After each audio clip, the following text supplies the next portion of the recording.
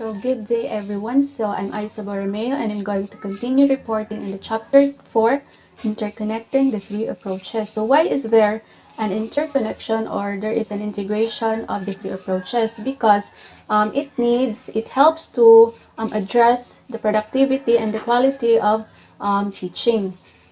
So what are the three approaches rather? So first we have the multidisciplinary approach. So when we talk about multidisciplinary approach, it is a powerful method of teaching that crosses the boundaries of disciplines or curriculum in order to enhance the scope and the depth of learning. While interdisciplinary approach, it presents the content, the skills, and the thinking process and assessment through exploring connections among the disciplines. While in the transdisciplinary integration, so it dissolves the boundaries between the conventional disciplines and organizes teaching and learning around the construction and meaning in the context, especially in the real world situation. So why are these three approaches important? First is that it offers an excellent fit for standards through a backward design process as teachers integrate standards-based planning with effective teaching and learning practices. So when we talk about backward design, it is a process in which educators use to design the learning experiences and instructional techniques to achieve specific learning goals. In some cases, teachers work together in order to create a backward designs in regards to their units and courses, offer different maps to begin the design process. So when we talk about design process, it consists of determining the needs of the learners to define the end goals and objectives of instruction, designing and planning assessment tasks, and designing teaching and learning activities in order to ensure the quality of instruction. So comparing and contrasting the three approaches to integration. First aspect is the organizing center. So multidisciplinary states that it is the standards of the disciplines organized around a theme. So meaning an integration of the disciplines approach commonly uses a theme and topics to describe an area of study. So meaning there is subjects or courses are considered to be subordinate to the theme. So when we talk about theme or thematic, so same topic is used to develop the teaching plan for each or different subjects. Then interdisciplinary states that interdisciplinary skills and concepts embedded in disciplinary standards. So it involves the combination of two or more academic disciplines into one activity. For example, is research project. So in the transdisciplinary, so they talk about the organizing center is more on the real life context in which students can carry out activities and solve problems on their own in which they can able to reflect the nature of such problems because they already experience the phenomena. While student questions is that it is the act of student questions created by the students to help demonstrate their understanding of the material being projected.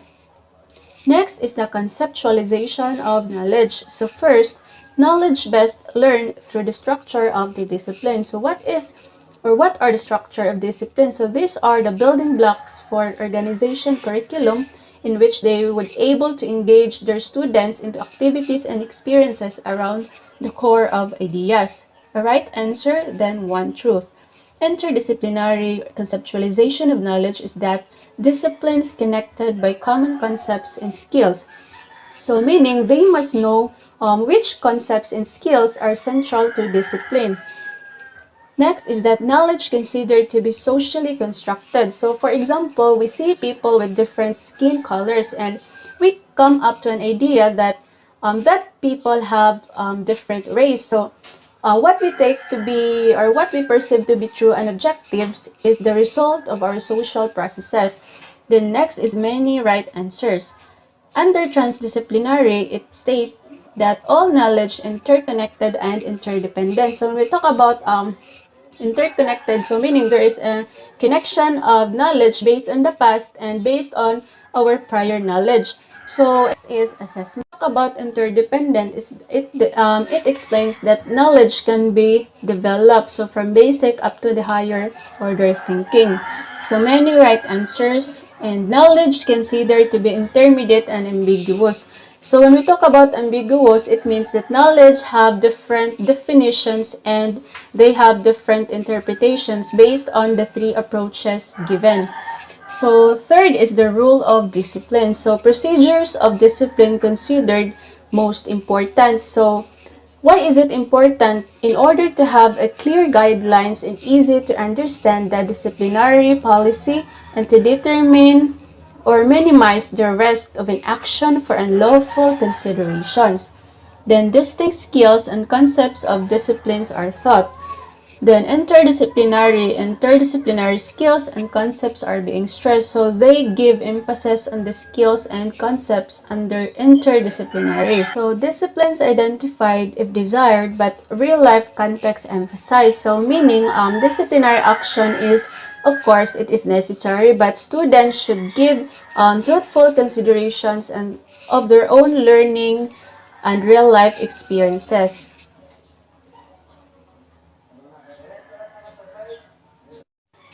So the role of teachers. So teachers serve as the facilitator. So when we talk about facilitator, our teachers are there to offer support and advice when needed and they provide necessary scaffolding and teaching of skills when necessary. So our teacher also serve as specialists. When we talk about specialists, they serve as both teachers and advocates, ensuring that their students can access the curriculum and get the best education. Then facilitator or specialists and generalists. So in transdisciplinary, the role of the teacher serve as the co-planner. So when we talk about co-planner, so they find ways to remove the boundaries to effective teaching practices while keeping the coursework intact. And the role of teachers also is co-learner. So meaning educator must be able to learn and understand the way their students understand and analyze. So it helps in active learning, especially in assessing problem-based learning, and more generally a thoughtful understanding of what the best teachers actually do in the classroom. So starting place of disciplinary standards and procedures. So there is an implementations of disciplines and ways or procedures on how to guide their learners to properly address the curriculum. Then interdisciplinary bridge and know, do, and be. So what does know, do, and be? So know meaning what is most important for students to know, while do what is most important students to be able to do, and be is that what kind of person our students wants to be in the near future. So students questions and concerns. So the goal of student questions and concerns is to analyze what each discipline has to offer and then go beyond that, what curriculum can offer to the learning of the students. Then in the real world context, so it is more given emphasis on what is really happening based on their own interpretation. So the degree of integration. So for multidisciplinary integration or approach, it is moderate. So when we talk about moderate, so it focuses mainly on the disciplines. Teachers organize standards from disciplines around a theme, and it offers teacher a simpler, more efficient way to base instructions on standards in meaningful ways. While in medium and intense, so medium, there is an organization of curriculum around common learning across the disciplines. So it relates the whole disciplines to parts, so several disciplines into one problem. Then the paradigm shift. So when we talk about the paradigm shift, that it is, of course, when teachers organize the curriculum around the student questions or concerns. So it starts with problems, and then through problem solving, they uses the disciplines that can contribute to solutions.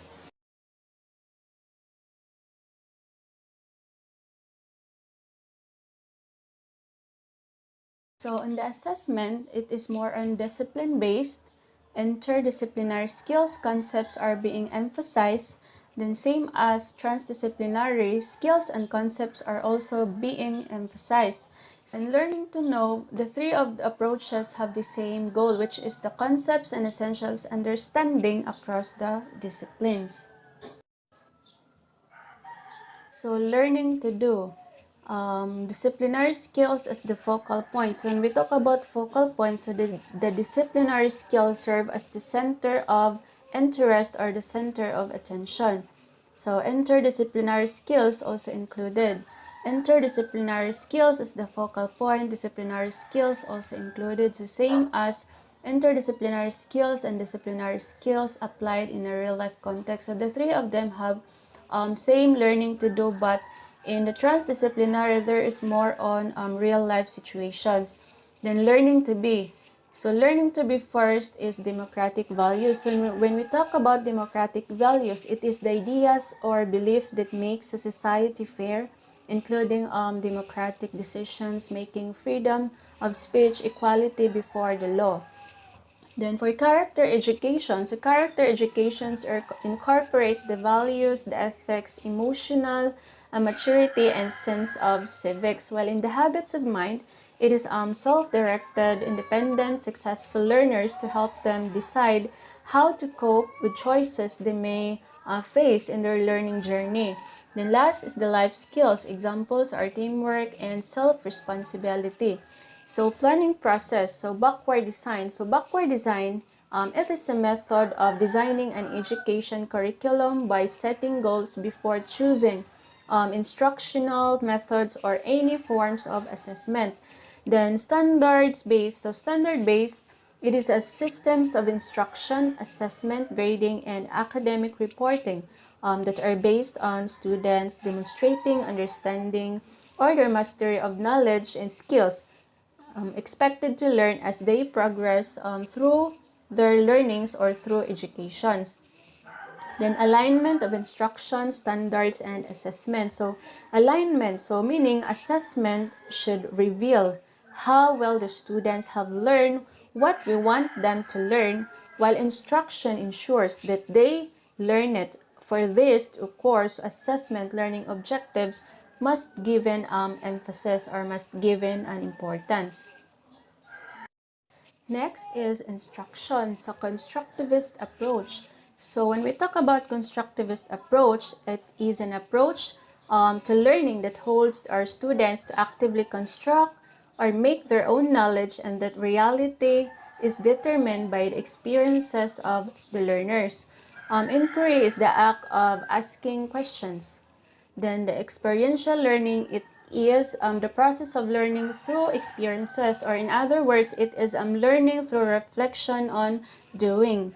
While student choice, and last is the differentiated instruction. So differentiated instructions, it allows us to give our students the support they need instead of putting them together into larger communities. So it reinforces one another to be at their best, because in a smaller group we can able to monitor their learning progress.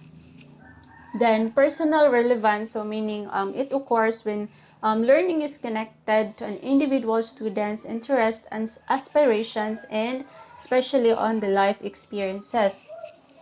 The next is assessment. So balance traditional and authentic assessment. So when we talk about traditional assessment, it assess our students through the multiple choice, true or false, or there is a free response to answer the given questions. While we talk about authentic assessment, is that it is a way of how we can assess our students on how they apply their knowledge, especially to real world context or real world situations. Then culminating activity that integrates disciplines thought. So culminating activity, it is a form of assessment in which students demonstrates their own civic knowledge, skills, attitudes, and actions. So it uses, we teachers uses culminating activity to highlight student work for the media, for the school administration, local government, and especially to the community. So methods of curriculum integration. First is the project-based learning. So it engages their students in creating knowledge while enhancing their skills in critical thinking, creativity, collaboration, communication, reasoning, synthesis, and resilience, that is according to Baron and Darling Hammond 2008 in Corpus 2014. So a project-based learning, it allows or we allows our students to determine their capability while working independently. So it shows the students' ability to apply desired skills such as doing research. So project-based learning help develops their students' ability to work with his or her peers, building teamwork and of course group skills. So implementation outcome. So according to Cortez, 2002 revealed that project-based program shows that students go far beyond the minimum effort, make connections among different subject areas to answer an open-ended questions, retain what they have learned, apply learning to real-life problems, have fewer discipline problems, and have lower absenteeism. So in implementation outcome, we let our learners to think beyond their prior knowledge. So this project-based learning motivates students where they can able to connect to content areas while increasing their knowledge of the topics. So it is a way to engage our students and give them the ownership over their own learning. So they serve to build bridges between phenomena in the classroom, especially in the real life context. Next is the service learning. So service learning, it refers to learning that actively involves the students in a wide range of experiences which often benefit others in the community while also advancing the goals of a given curriculum. So example is a community-based service activity. So service learning, it is an approach that combines learning objectives to the community service in order to provide pragmatic, progressive learning experiences while meeting the social needs. So, service learning implementation outcomes. So, according to Glenn 2001, found that more than 80% of the schools that integrate service learning into the classroom report an improvement in grade point average of participating students because as we let our learners engage the community services, we allow our students to actively participate to their community. We also mold them on how to become more responsible and how to become more participative in the society or community activities. So, service learning would enable our students to learn more. First is to learn more. Second, they earn better grades. They attend schools regularly, behaves better, becomes more civic-minded, gains appreciations of others, sees the school life connection, has higher self-esteem, learns life skills for after graduation. So service learning can also able to increase the confidence level and the self-esteem of our students. So I think that would be all and thank you for listening.